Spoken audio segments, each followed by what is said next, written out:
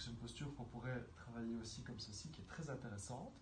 2, c'est cette position, en fait, qui est la préparation à Navasana, sauf que je vais venir faire ça. 1, 2, et bien redresser. Là, c'est de très belles postures pour faire des torsions, par exemple. Ici, on fléchit le genou. La dernière.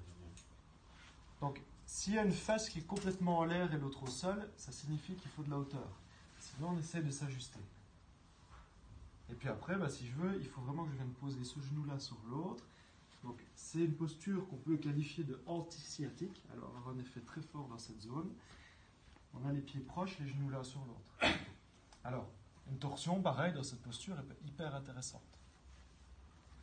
Classiquement, on travaille aussi au niveau des mains, avec une main derrière, on resserre un petit peu le coude, et puis on a l'autre main qui vient derrière la tête, et on vient entrelacer les doigts. Donc, Gomukhasana, c'est ceci vraiment. Alors, tête de vache, pourquoi? Parce qu'en fait, là où il y a mes pieds, c'est les cornes. Si on regarde la posture du haut, ça fait comme une tête de vache. Alors, on peut faire une posture en flexion aussi, par exemple. On ne fait pas spécialement d'extension comme ça, mais une flexion, elle a tout son sens.